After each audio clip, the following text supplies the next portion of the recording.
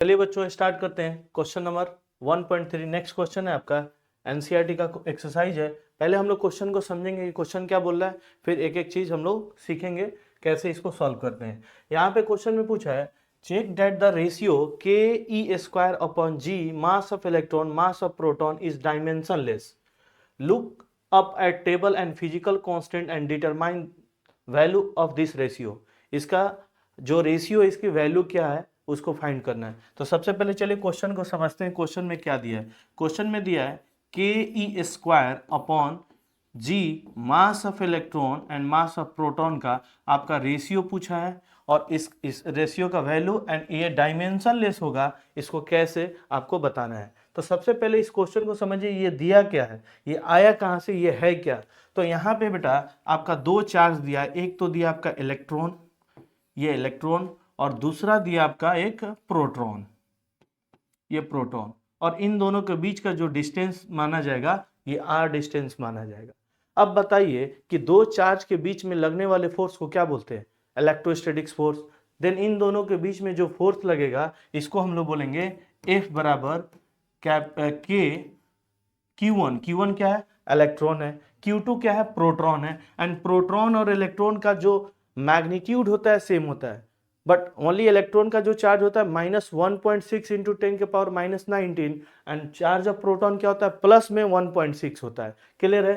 तो इसीलिए हम लोग प्रोटॉन को भी ई से डिनोट करेंगे और लिखेंगे E into E square upon R square. ये हो गया आपका इलेक्ट्रोस्टैटिक्स फोर्स। क्लियर है? अच्छा, यहाँ पे इलेक्ट्रॉन का कुछ ना कुछ मास होता है, प्रोटॉन का भी मास होता है, और आप लोग पढ़े होंगे दो मास के बीच में जो फोर्स लगता है उसको हम लोग बोलते हैं ग्रेविटेशनल फोर्स। और ग्रेविटेशनल फोर्स क्या पढ़े हो? एफ जी बराबर यहाँ पे capital G mass of electron mass of proton upon इन दोनों के बीच के ये दूरियां आर स्क्वायर। इन दोनों का जब रेशियो हम लोग निकालेंगे देन यहाँ से आर स्क्वायर जाएगा और ये बनेगा F e upon F G, बोले तो electrostatics force and gravitational force, और ये बन जाएगा k e square upon capital G mass of electron and mass of proton. Actually ये है क्या? ये जो दिया है आपका ratio of electrostatics force between electron and proton and gravitational force between electron and proton का बीच का रेशियो है। पहले इसको समझेंगे।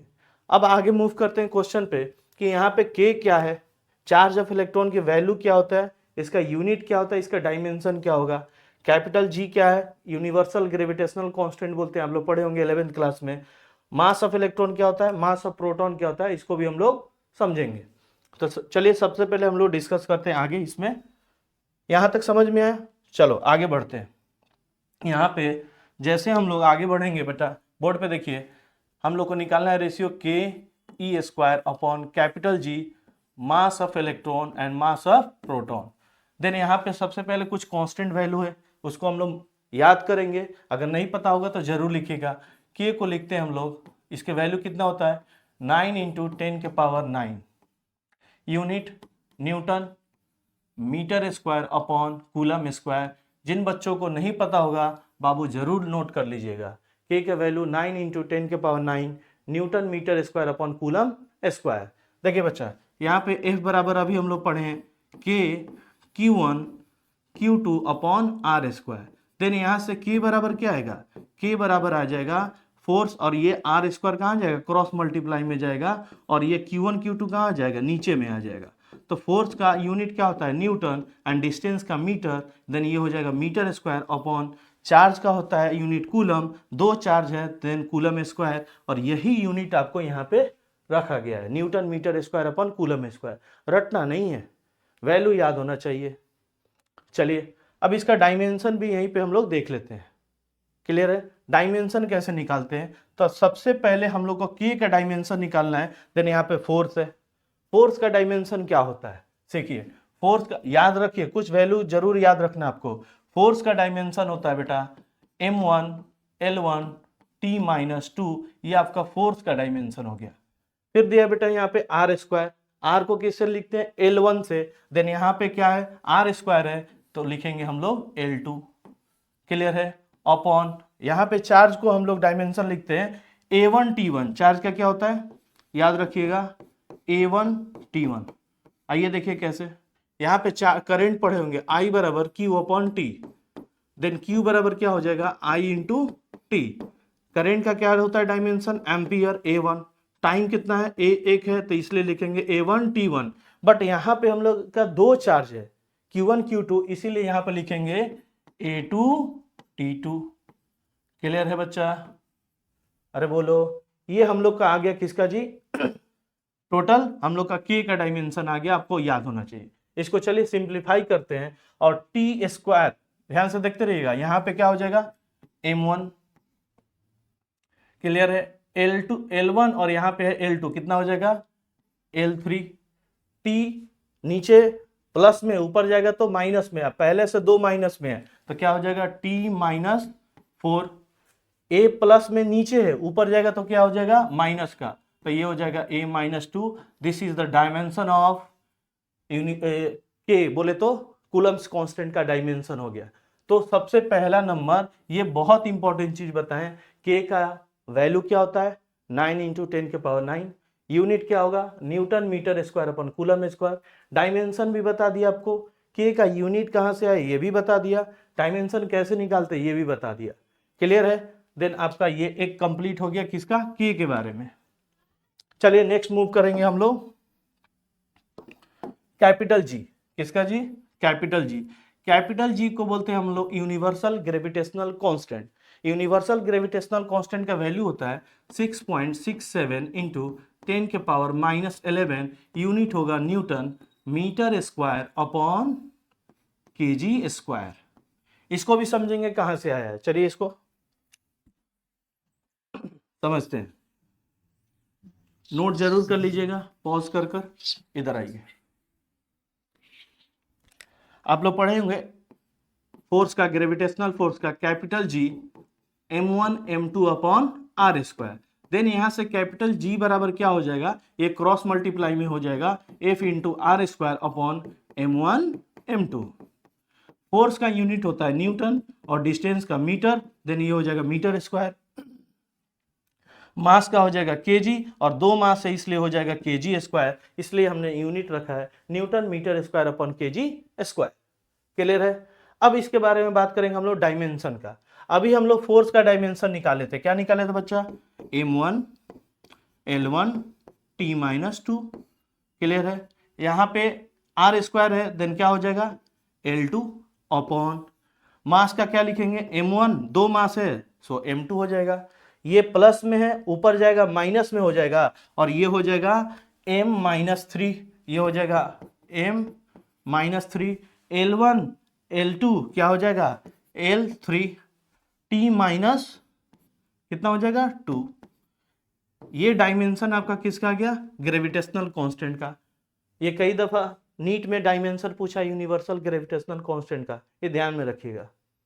फोर्स का M1 L1 T minus 2, R का L स्क्वायर, मास का केजी स्क्वायर, तो M2 ऊपर जाएगा माइनस में, एक प्लस का दो माइनस का, क्या हो जाएगा जी एक प्लस का दो माइनस का, अच्छा यहाँ पे हो जाएगा आपका माइनस का 1, क्या हो जाएगा माइनस का 1 हो जाएगा। बाकी सब क्लियर है, चलो आगे बढ़ो। L3 T माइनस 2, ये हो गया डायमेंशन किस चीज का बेटा, ये हो गया डायमेंशन आपका कैपिटल जी का। अब आता है यहाँ पे के हो गया, जी हो गया, ई क्या है चार्ज है। चलो थर्ड, अब यहाँ पे आता ई, बोले तो इलेक्ट्रॉन या फिर अब बोलो प्रोटॉन। इसका वैल्यू जो होता है इलेक्ट्रॉन प्रोटॉन का बस प्लस माइनस में डिफरेंस होता है। प्लस माइनस में 1.6 इंटू 10 के पावर माइनस का 19। वैल्यू मैग्नीट्यूड बोले तो सेम होगा, इलेक्ट्रॉन का माइनस में और प्रोटॉन का प्लस में। यूनिट जो होता है कूलम होता है, इसको बताने की जरूरत नहीं है। चार्ज का यूनिट क्या होता है कूलम होता है, वैल्यू जरूर याद रखिएगा। और इसका डायमेंशन के बारे में बात किया जाए चार्ज का, देन आप पढ़े होंगे आई बराबर अभी बताए थे Q upon T. Then Q बराबर क्या हो जाएगा I इंटू टी। और करेंट का डायमेंशन होता है एम्पियर A1 और टाइम का T1, ये हो जाएगा A1 T1। बट यहाँ पे बात किया जाए, आइए ये डायमेंशन हो जाएगा A1 T1। क्लियर हो गया? अब आ जाइए चार्ज का हो गया। अब आता है मास का। मास का क्या लिखेंगे वही M1, सिंपल सा उसके कोई दिक्कत नहीं है, बट यहाँ पे इसका वैल्यू याद रखना है जरूर। आपका 4 number mass of electron, mass of electron बच्चों को याद नहीं होता है, जरूर याद रखिएगा। कितनी वैल्यू होगी? 9.1 इंटू 10 के पावर -31 kg। क्या होगा जी? kg। फोर्थ पॉइंट हो गया। और नेक्स्ट लास्ट है मास ऑफ प्रोटॉन। सारे वैल्यू याद होगा तभी आप रेशियो कर सकते हो, नहीं याद है जरूर लिख कर याद जरूर कीजिएगा तभी बनेगा। मास ऑफ प्रोटॉन 1.67 इंटू 10 के पावर -27 kg। मास है तो kg में लिखेंगे, हमेशा हम लोग ऐसा यूनिट में रखते हैं इसलिए kg नॉट ग्राम, ये ध्यान में रखिएगा।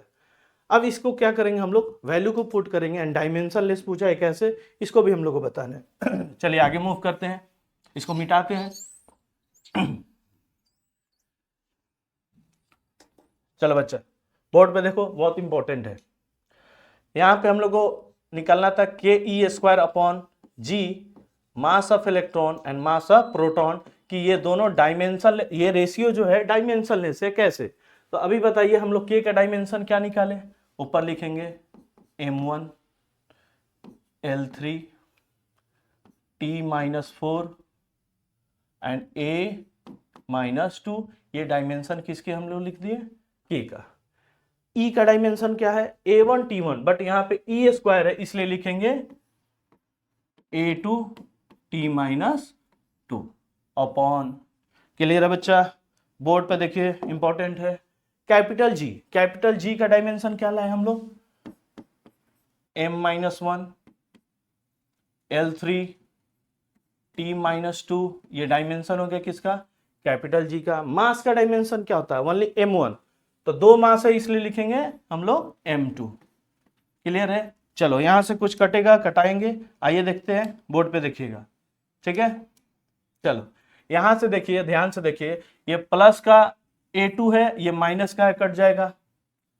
यहाँ पे ये माइनस में ऊपर जाएगा तो क्या हो जाएगा? प्लस हो जाएगा T।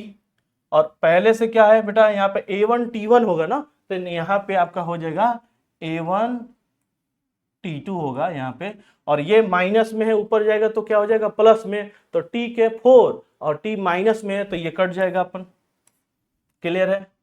M माइनस में है, ऊपर जाएगा तो प्लस में, तो प्लस में कितना हो जाएगा? 2, और नीचे 2 कट जाएगा।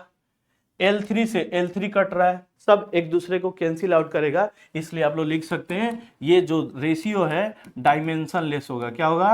डायमेंशन लेस होगा, ये ध्यान में रखिएगा। पूरी डिटेल बताए हैं बेटा, ये ध्यान में रखिएगा।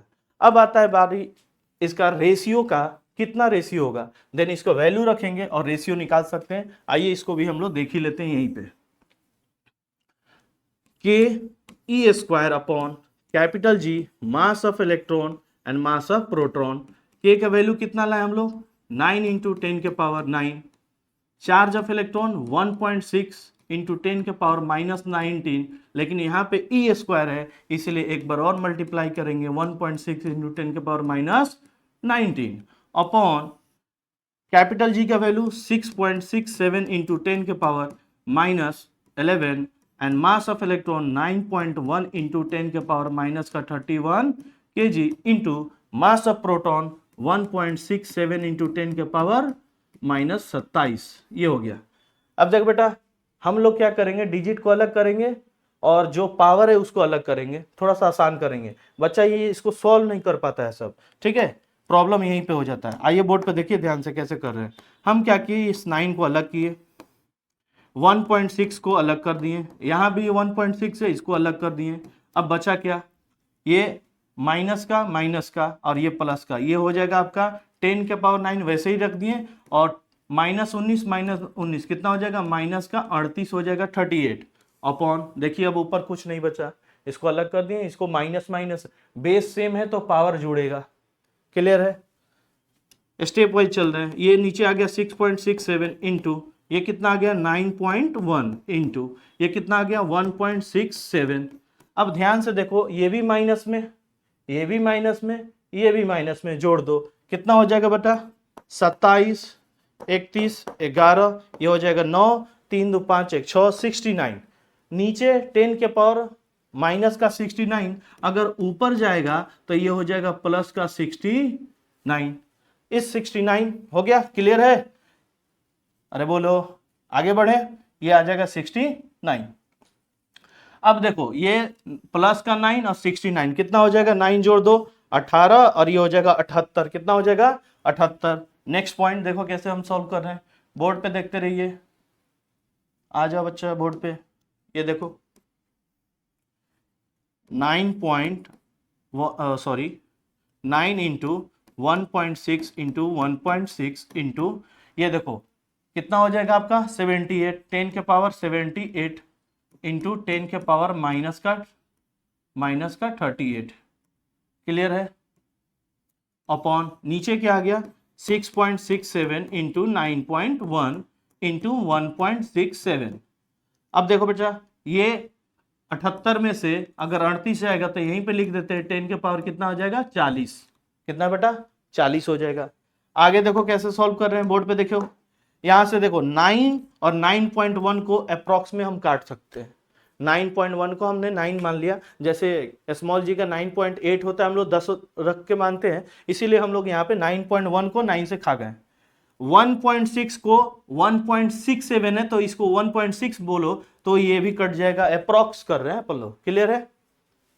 अब क्या बच गया ऊपर, अब बच गया 1.6, नीचे क्या बच गया 6.67 इंटू 10 के पावर क्या हो जाएगा 40। इसको जब तुम सॉल्व करोगे तो अप्रॉक्स आपका आ जाएगा 2.4 आएगा, लेकिन एग्जैक्ट आपका आंसर कितना दिया है 2.3 इंटू और एक इधर आ जाएगा 0 तो ये हो जाएगा 10 के पावर 39। कितना आ जाएगा 39। इसको सॉल्व कीजिएगा। क्लियर है? अब यहां पे बात करते हैं, ये जो रेशियो हम लोग निकाल रहे थे, ये जो रेशियो था इसको समझना इंपॉर्टेंट है। ये जो रेशियो था ये था electrostatics force upon gravitational force. कितना आ गया 2.3 इंटू 10 के पावर 39। ये जब क्रॉस मल्टीप्लाई में उधर जाएगा तो ये आ जाएगा यहाँ पे, और आपका फाइनल आंसर क्या बन जाएगा, आपका फाइनल आंसर क्या हो जाएगा, आपका फाइनल आंसर ये होगा। और इसका मतलब ये हुआ कि इलेक्ट्रोस्टैटिक्स फोर्स जो होता है ग्रेविटेशनल फोर्स से अबाउट 10 के पावर 39 टाइम्स ज्यादा होता है। इसलिए हम लोग ग्रेविटेशनल फोर्स को पढ़े होंगे और बोल रहे थे it is the weakest force in the nature. Clear है? देन इलेक्ट्रोस्टैटिक्स फोर्स जो होगा ग्रेविटेशनल फोर्स के 10 के पावर 39 टाइम्स ज्यादा होता है। क्लियर है? चलिए अब क्या करना है, आपको नोट करना है, बहुत इंपॉर्टेंट था ये वैल्यू जो है, बहुत इंपॉर्टेंट है। जो भी लिखवाए हैं इसको नोट जरूर कीजिएगा। आप लोग पॉज कर लीजिए, स्क्रीनशॉट ले लीजिएगा, जैसे दिल करे वैसे कीजिएगा।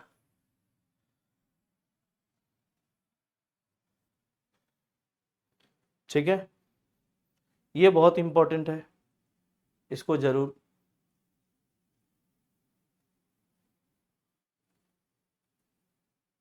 इस वैल्यू को जरूर आप लोग नोट कर लीजिएगा। क्लियर है? चलिए लिखिए, नेक्स्ट क्वेश्चन पे मूव करेंगे।